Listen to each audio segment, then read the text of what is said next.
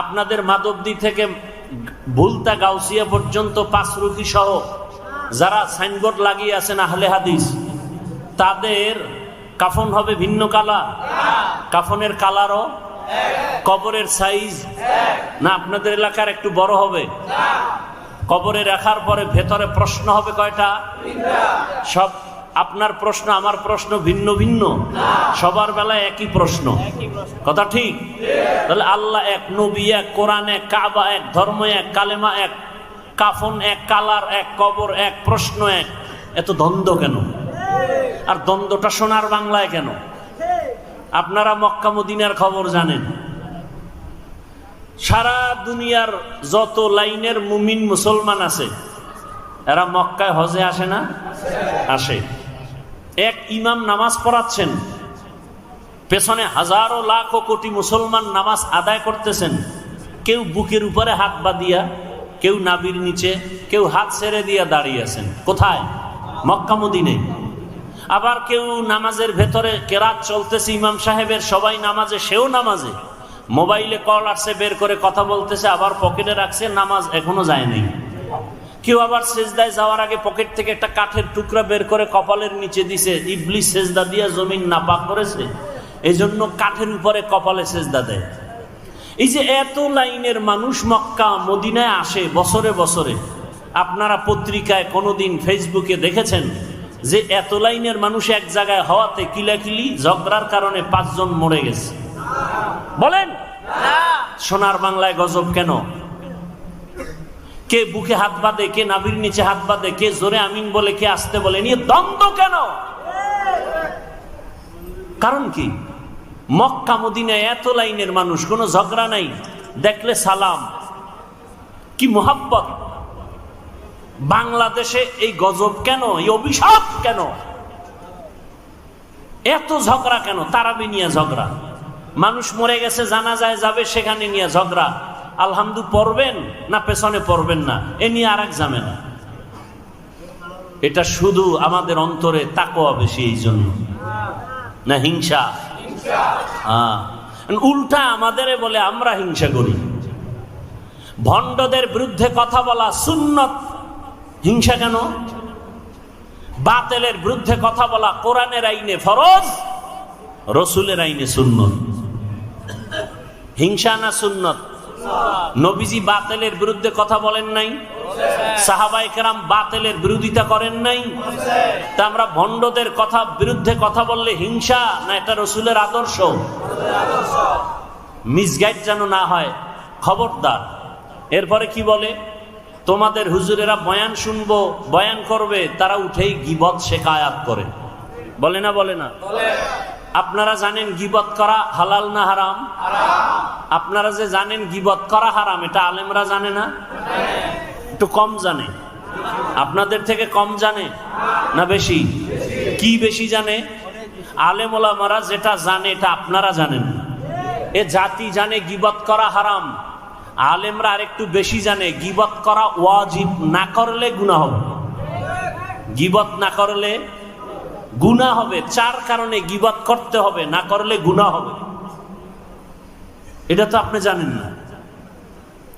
ইসলামের ব্যানার নিয়া, ইসলামের কালেমা নিয়া, ইসলাম নিয়া যারা ময়দানে ভেজাল ছড়ায়, উম্মতের মাঝে ডিভাইডেড তৈরি করে, দ্বন্দ্ব ছড়ায়, তখন আহলে হক আলেমের উপরে দায়িত্ব ওই ভণ্ডদের মুখোশকে উন্মোচন করা। এটা গীবত হলেও সওয়াব, এটা গীবত হলেও সওয়াব। কথা বুঝে আসছে? আল্লাহ বুঝার আমাদের তৌফিক দান করেন। আমার তেলাওয়াতকৃত আয়াত আর হাদিসের তরজমাটা বলে নেই, এরপরে আপনারা ধৈর্য ধরে বসলে কিছু ব্যাখ্যা শোনাবো ইনশাআল্লাহ। বিসমিল্লাহির রহমানির রহিম। ওয়াল আসর, আসরের শপথ। ইন্নাল ইনসানা লাফি খুসর, নিশ্চয়ই সমস্ত মানুষগুলো ক্ষতিগ্রস্ত, জাহান্নামী। ইল্লাল্লাযীনা আমানু, কিন্তু যারা ঈমান আনবেন, ওয়া আমিলুস সালিহাত, আমলে সালেহ করবেন, ওয়া তাওয়াসাউ বিল হক, ঈমান আমলের দাওয়াত যারা অন্যকে দিবেন, ওয়া তাওয়াসাউ বিস সবর, ঈমান আমলের বিরুদ্ধাচরণকারীকে বাধা দিতে গিয়া ধৈর্য ধারণ করবেন। এই 4 গুণওয়ালারা জাহান্নামী না, বাকি সব জাহান্নামী। রহমতের নবী বলেন, মাইয়ুরিদিল্লাহু বিহি খাইরান ইউফাক্কিহু ফিদ্দীন, আল্লাহ যার কল্যাণ চান আল্লাহ তাকে তাফাক্কুহ ফিদ্দীনের মাকাম দান করেন, দ্বীনের সহি বুঝ দান করেন। আল্লাহ যাকে ভালোবাসেন। দ্বীনের বুঝ পাওয়া এক জিনিস, আর দ্বীনের জ্ঞান অর্জন করা ভিন্ন জিনিস। দ্বীনের জ্ঞান অর্জনকারী বা করা, এটা তাআল্লুম ফিদ্দীন, দ্বীনের জ্ঞান অর্জন হিন্দুও করেছে। আপনারা এই মাধবদী স্থান থেকে একটু সামনে আগাবেন, ওখানে একটা হিন্দু ভাইয়ের নাম লেখা আছে, একটা সাইনবোর্ড ছোট আকারে। ভাই কি জানি, গিরিশচন্দ্র সেন। এরকম বহু আল্লাহর বান্দা বিধর্মী, কিন্তু ইসলামের জ্ঞানে অনেক জ্ঞান রাখে। আমাদের বরিশালের ভাষায় আমি শব্দটা বেশি বলি, বেশ্যা। বাংলাদেশের এক কুখ্যাত বেশ্যা তাসলিমা নাসরিন, অথচ সে এমবিবিএস ডাক্তার। কি ডাক্তার? MBBS doctor. সে বলেছে আল্লাহ জালেম, আল্লাহ। সে এমবিবিএস ডাক্তার, যেমন তেমন নরমাল ডাক্তার না, এত বড় দামি ডাক্তার। নাম কত সুন্দর, কিয়ামতের দিন আল্লাহ নামের বরকতেও জান্নাত দিয়ে দিবেন। তাসলিমাকে দিবেন কিনা সেটা পরের কথা। নাম এত সুন্দর, হাসানুল হক নাম কত সুন্দর, রাশেদ খান নাম কত সুন্দর, ইকবাল, হুমায়ুন আজাদ, সুন্দর না? নাম কত সুন্দর, আহমদ শরীফ, জগৎ বিখ্যাত মুরতাদ। কি মুরতাদ? নাম কত সুন্দর, সালাহ উদ্দিন। কি নাম? সালাহ উদ্দিন। এত সুন্দর নামের ভেতর, পর্দার ভেতর এত আকাম কেন? কয় উপর ঠিক থাকলে কি হবে, কলব ঠিক নেই। সারা দুনিয়ার মানুষ বাংলাদেশে বিলবোর্ডে লেখে, দিনকে বদলে দাও, দিনকে বদলে দাও। আর সব উলামায়ে কেরামের মিশন একটা, দিলকে বদলে দাও। দিল, দিল। সারা দুনিয়াবাসী কি বদলায়? দিন। উলামায়ে কেরাম কি বদলায়? দিল। দিল বদলাইতে পারলে দিন বদলে যাও বলতে হবে না, অটো দিন বদলে যাবে। এই দিলকে বদলাতে হবে। রাসূল দুনিয়াতে আসছেন, মক্কা নগরীতে এসে দিন বদলায় নাই। কাফের মুশরিকের কি বদলাইছেন? দিল বদলাইছেন। যে কারণে তরবারি নিয়ে রাসূলকে হত্যা করতে গিয়েও 27 বছরের যুবক কালেমা পড়ে মুসলমান। নাম কি?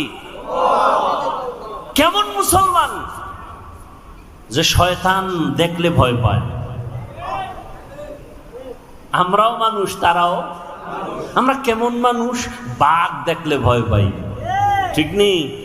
আর উজানির কারি ইব্রাহিম কেমন মানুষ? বাঘ তাকে ভয় পায়।